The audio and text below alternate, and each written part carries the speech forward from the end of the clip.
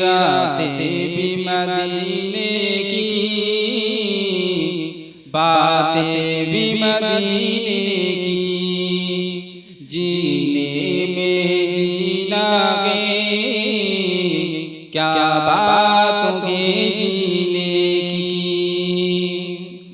अरसा हुआ तैयबा की जिस गलियों से गुजरे, अरसा हुआ तैयबा की जिस गलियों से गुजरे, इस वक्त पे गलियों से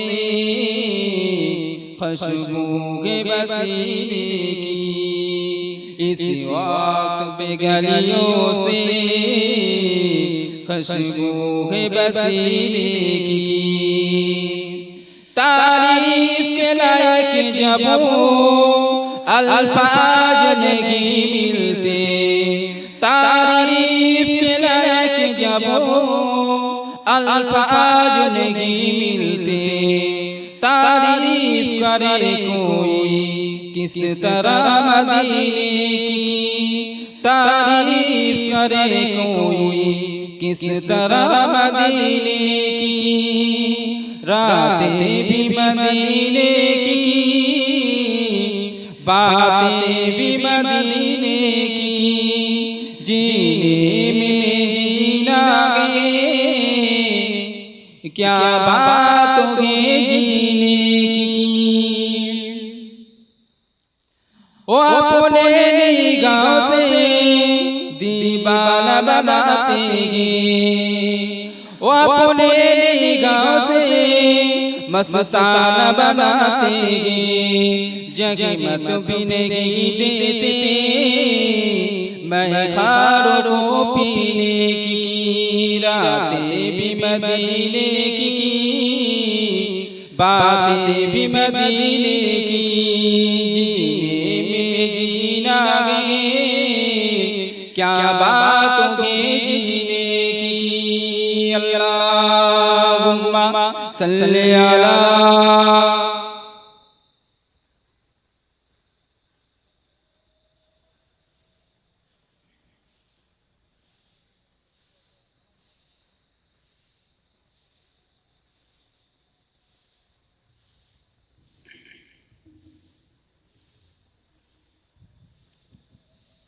मुसलमान बड़े चले मेरा बना तुम मेरा, ये जाने जुबकेरा ये पाकिर पे मिकेरा।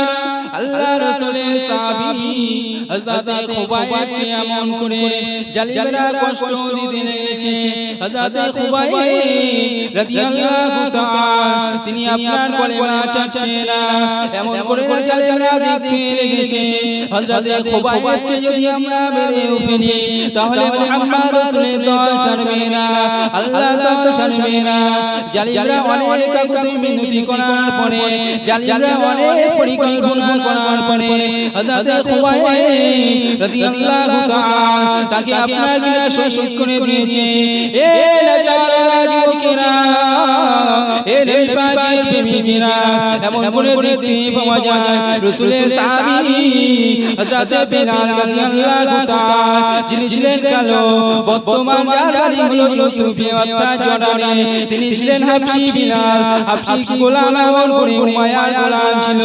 এ নবী পাকের প্রেমিকেরা, হযরত বিলাল যখন মুহাম্মদ রাসূলের হাতে হাত দিয়ে ঈমানের কলেমা পড়ে মুসলমান হয়ে গিয়েছে, এমন করে জালিলরা হযরত বিলাল রাদিয়াল্লাহু তাআলা তাকে কষ্ট দিয়েছিল। কেন রে কষ্ট দিস? বিলাল কি কোনো অন্যায় করেছে? বিলাল কি কোনো চুরি করেছে? না করে না, বিলাল কোনো অন্যায় করে না। বিলালের অন্যায় হলো একটাই, আমার ঘরে দাস হয়ে, আমার গোলাম হয়ে সেখানে মুহাম্মদ রাসূলের ঘরে চলে যাবে, সেখানে মুহাম্মদ রাসূলের হাতে হাত দিয়ে ঈমানের কলেমা পড়ে মুসলমান হয়ে যাবে।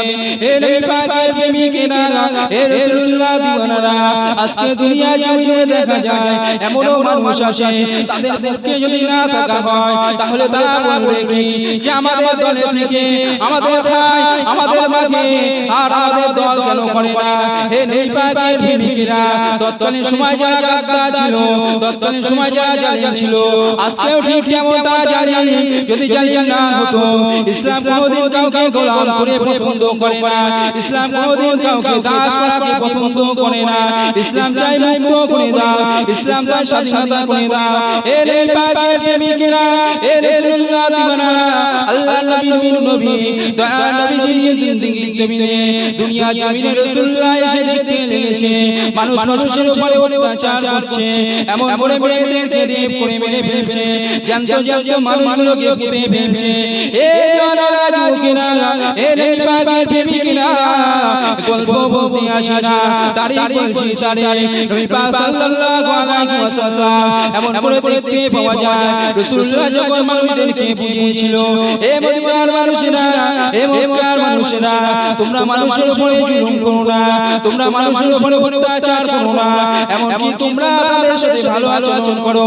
আমি রাসূলুল্লাহ, আমার আল্লাহ আমাকে পাঠিয়েছে ওয়া মা আরসালনাকা ইল্লা রাহমাতাল লিল আলামিন করে, আমি তোমাদের জন্য রহমত, আমি রাসূলুল্লাহ তোমাদের জন্য বরকত, আমি রাসূলুল্লাহ তোমাদের জন্য মডেল, আমি রাসূলুল্লাহ তোমাদের জন্য নেতা, আমি রাসূলুল্লাহ এসেছি মানুষের হক বুঝে দিতে, আমি রাসূলুল্লাহ এসেছি এতিমের হক বুঝে দিতে, আমি রাসূলুল্লাহ এসেছি বিধবার হক বুঝে দিতে, আমি রাসূলুল্লাহ এসেছি বাবার মর্যাদা দেওয়ার জন্য, আমি রাসূলুল্লাহ এসেছি নারীদেরকে মর্যাদা দেওয়ার জন্য। হে নবী পাকের প্রেমিকেরা, তৎকালীন সময় নারী মানে অশুভ মনে করত, আজও ঠিক মনে দেখা যায় এমন করে কারো ঘরে যদি মেয়ে বেশি জন্ম নেয় সেই বাড়িতে অশান্তি মনে করে।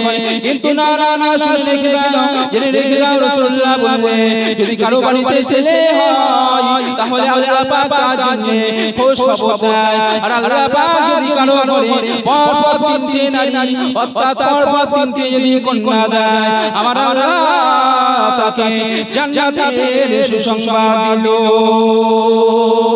আরো জোরে বলেন সুবহান। হে নবী পাকের প্রেমিকেরা, হে রাসূলুল্লাহ দিওয়ানারা, শুনে রেখে দাও, আজকে দুনিয়া জমিনে নারীদেরকে অশুভ মনে করা যাবে না।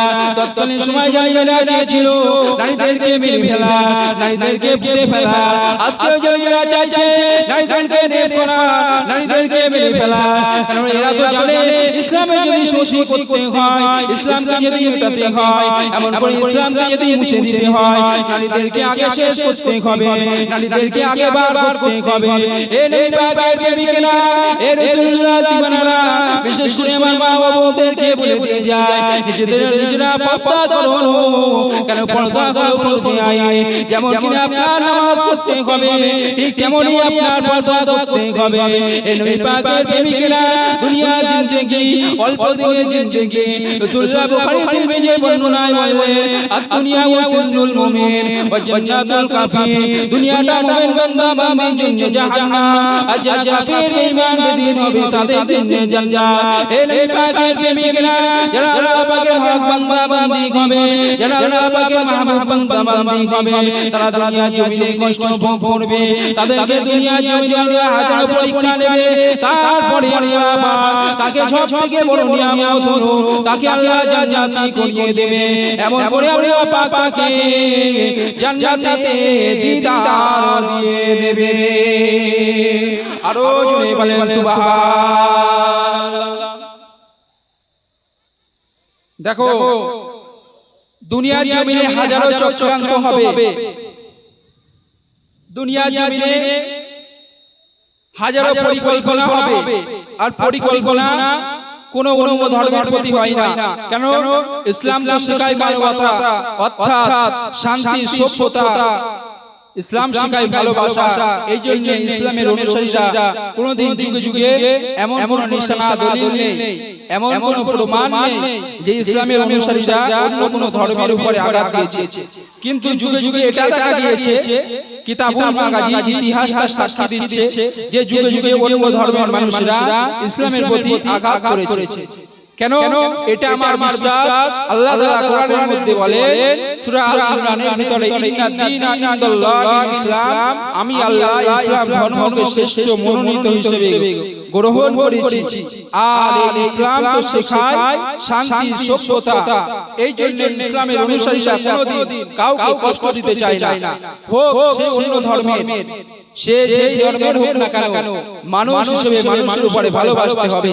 রাসূলুল্লাহ বলেন, লা ইয়ারহামুন নাস মান লা ইয়ারহামুন নাস, যে ব্যক্তি মানুষের প্রতি দয়া করবে না, আমার আল্লাহ তার প্রতি দয়া করবে না।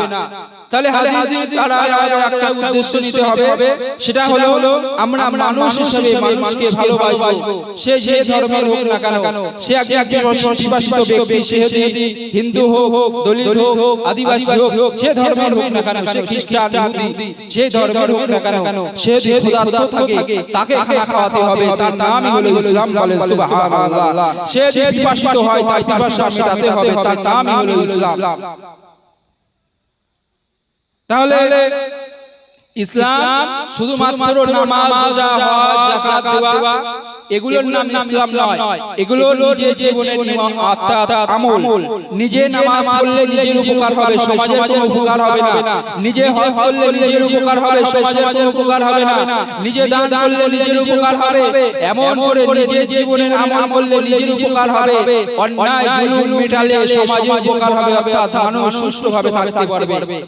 আজকে সমাজে সবথেকে দুঃখের বিষয়, আজকে মানুষ মানুষের উপরে অত্যাচার করছে। এটা যেন আইয়ামে জাহেলিয়াতের যুগ এসে গিয়েছে।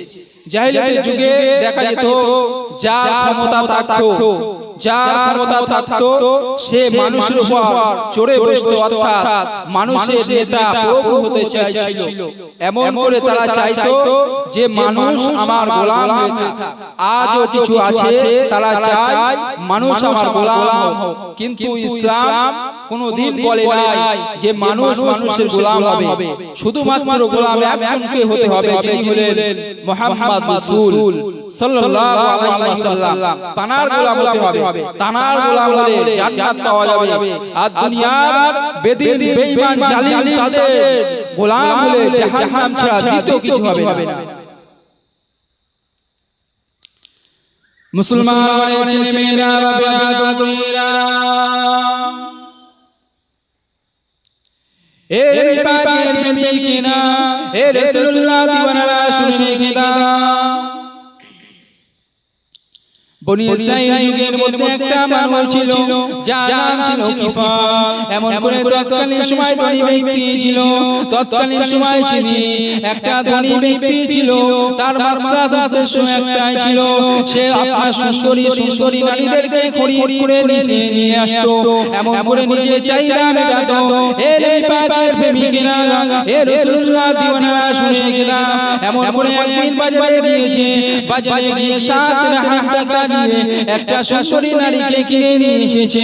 কিনে নিয়ে এসে বাড়ি ঘরে সুন্দর করে রেখে গিয়েছে। এমন করে গভীর রাত হয়ে গেল। ওই বদমাইশ কিফাল জালিয়াতি চিন্তা করতে লেগেছে। গভীর রাত হয়ে গিয়েছে।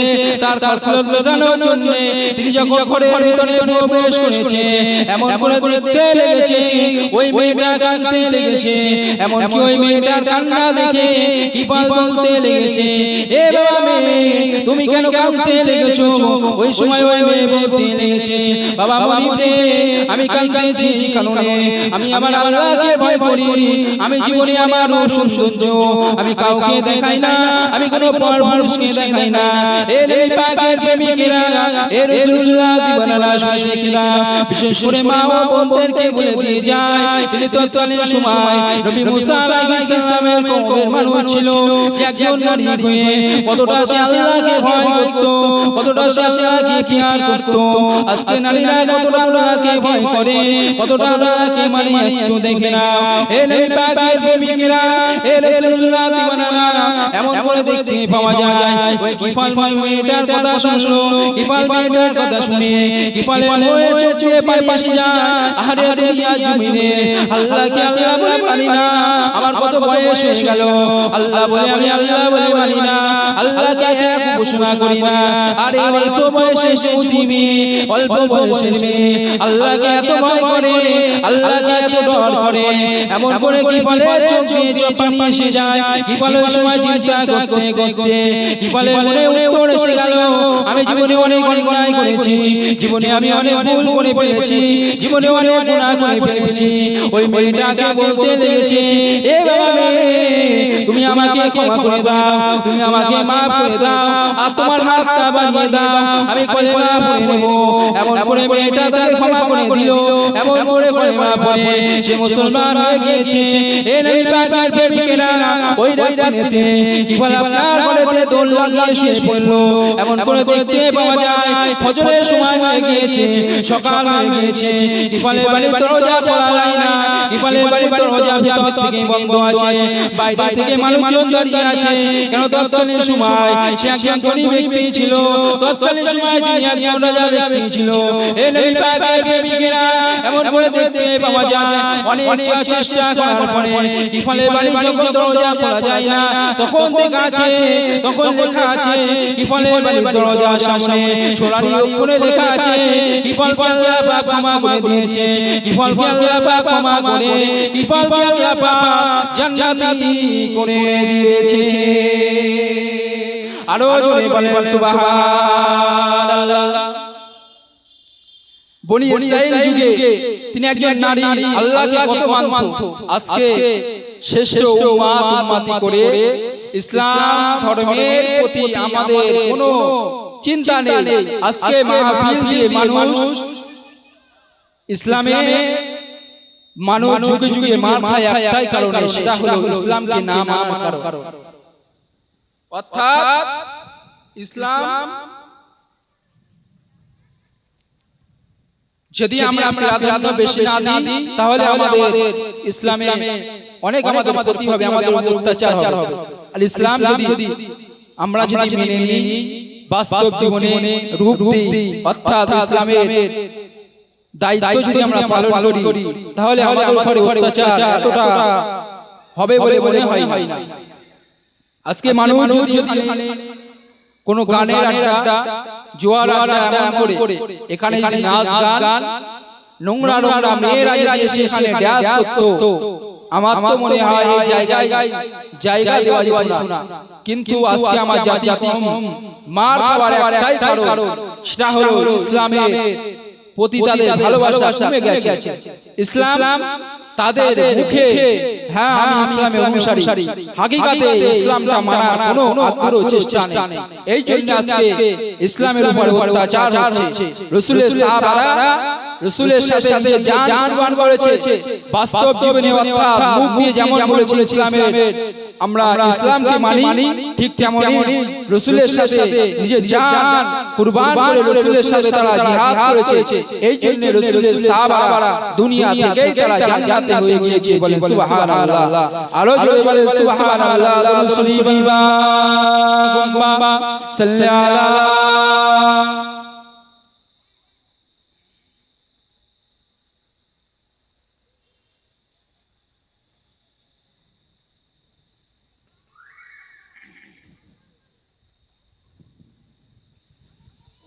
তাহলে ইসলাম যুগে যুগে শুধুমাত্র কি ইসলামে নামাজ পড়ার কথা বলে হয়েছে?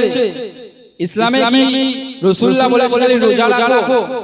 ইসলামে খালি শুধুমাত্র বলা হয়েছে রোজা রাখো, এইগুলো করো না। ইসলামে সর্বপ্রথম কাজ হলো আমাদের অন্যায় মেটানো, অর্থাৎ শান্তি সভ্যতা, এগুলো আগে প্রতিষ্ঠিত করতে হবে। আপনি এদিকে নামাজও পড়বেন, এদিকে সুদ খাবেন, আপনি এদিকে নামাজও পড়বেন, এদিকে জিনাও করবেন, তাহলে ওই নামাজের কোনো মূল্য নেই। আগে নিজেকে পবিত্র হতে হবে। রাসূলুল্লাহ আল্লাহ পাকের কোরআন বলছে হুব্বুত তাওয়াবিন ওয়া হিব্বুল মুতাতাহহিরিন, আমি আল্লাহ দুই শ্রেণীর ব্যক্তিকে বেশি ভালোবাসি। একটা হলো যে তওবা করে, অপরটা হলো যে অতি পবিত্রতা থাকে। তাহলে এই কোরআনের আয়াত দ্বারা আমাদের একটা জিনিস উদ্দেশ্য নিতে হবে যে আমরা মুসলমান ঠিকই কথা, কিন্তু আমাদের দ্বারা গুনাহ হয়ে যায়, মানুষ মাত্র ভুল হয়ে যায়, কিন্তু আমাদের তওবা করতে হবে। তওবার দরজা খোলা আছে, তওবার দরজা এখনো খোলা আছে। যেদিন বন্ধ হয়ে যাবে সেই দিন মানুষ বুঝতে পারবে। বাপ থাকলে মা থাকলে তার যেমন গুরুত্ব অনেকে বোঝে না, ঠিক তেমনি আজকে তওবার দরজা খোলা আছে। আজকে অনেকে ভাবছে এখন বয়স অল্প, যুবক বয়স, এখন একটু আমাদের শ্রোতন্য আছে। না, আমার যুবক ভাইরা, দুনিয়ার জমিনে নিঃশ্বাসের কোনো বিশ্বাস নেই। এই নিঃশ্বাসের কোনো গ্যারান্টি কেউ দিতে পারবে না যে রূহ আছে বের হয়ে যাবে। ধরে রাখা কারো কোনো ক্ষমতা নেই, যত বড় রাজা মহারাজা হোক না কেন কারো ক্ষমতা নেই। একমাত্র আমার আল্লাহ যদি দয়া করে, আমাদেরকে যদি হেফাজত করে, তাহলে আমরা সফল কাম, আর না হলে আমরা দুনিয়ায় থেকে বরাবর। দুনিয়া তো যাবে, আখিরাতও যাবে। মুসলমানের ছেলেমেয়েরা, বাপেরা, তোমরা এ নবী পাকের প্রেমিকেরা, এ রাসূলুল্লাহ দিওয়ানারা, শুনে খেদাও। আল্লাহ তাআলা পীর রাহমাতুল্লাহ আলাইহি তারা একটা ওয়াকিয়া আপনাদেরকে শুনে রেখে দেয়। এ নবী পাকের প্রেমিকেরা, এ রাসূলুল্লাহ দিওয়ানারা, শুনে খেদাও। আল্লাহ তাআলা পীর ফুরফুরা পীর আবু বকর সিদ্দিকী হুজুর আমার একটা জলসা জমিনে গিয়েছে, এমন করে হুজুর আমার ওয়াজ করছে, আর একদিকে আল্লাহ রাব্বুল আমিন রাহমাতুল্লাহ আলাইহি তিনি আপনার চিন্তা করতে লেগেছে। ফুরফুরা থেকে পীর আবু বকর সিদ্দিকী এসেছে, তিনি কেমন পীর আমি একটুখানি পরীক্ষা করব, তিনি কেমন পীর আমি একটুখানি দেখব। এমন করে আল্লামা হুজুর আমার চিন্তা করতে করতে তিনি উত্তর পেয়ে গেল। আমি কিছু প্রশ্ন করব, প্রশ্ন করে আমি ওই পীরকে দেব, অর্থাৎ আবু বকর সিদ্দিককে দেব। এমন করে দেখতে পাওয়া যায় আল্লামা রুহুল আমিন রাহমাতুল্লাহ আলাইহি তিনি আমার কোশ্চেনগুলো, তিনি আপনার প্রশ্নগুলো লিখতে লেগেছেন। আর এদিকে আমার আপনার পীর আবু বকর সিদ্দিকী তিনি আপনার একটা প্রশ্ন উত্তর মাইকে দিতে লেগেছে। এ পাকের প্রেমিকেরা, এ রাসূলুল্লাহ দিওয়ানারা, এমন করে পাঁচটা প্রশ্ন লেখার পরে হুজুর আমার দাদা পীরের কাছে চলে আসে। এমন করে দাদা পীর নিজেই বলতে লেগেছে, এ বাবা রুহুল আমিন তুমি কি জন্য এসেছো আমি তো সব বুঝতে পেরেছি। এমন করে আল্লামা হুজুর আমার দাদা পীরের হাতে পড়ে বললেন, হুজুর আপনি আমাকে ক্ষমা করে দেন, হুজুর আপনি আমাকে maaf করে দেন, হুজুর আপনার হাতে হাত দিয়ে আমি মুরিদ হয়ে যাব। এমন করে দাদা পীরের হাতে হাত দিয়ে তিনি মুরিদ হয়ে দাদা পীরের সুবত নিয়ে নিলেন। তাহলে পীরের কথা মানতে হবে। কুরআন বলছে আতিউল্লাহ ওয়া আতিউর রাসূল ওয়া উলি আমরি মিনকুম, অর্থাৎ আল্লাহ এবং রাসূলকে অনুসরণ করো, সাথে সাথে পীর মাশায়েখ বুজুর্গ ব্যক্তি তাদেরকে অনুসরণ করো। তাহলে কোরআনে আয়াতটা আমাদের বুঝতে হবে, সব জিনিসের যেমন একটা ধারাবাহিক সিস্টেম আছে, ঠিক তেমনি পীর মাশায়েখ না ধরলে আমরা আধ্যাত্মিক জগতে যেতে পারবো না। সংক্ষিপ্ত বক্তব্য ইতি করছি। পাশে আমার পরিচিত জামাই বাবু মাওলানা মুফতি মুহাম্মদ আলাউদ্দিন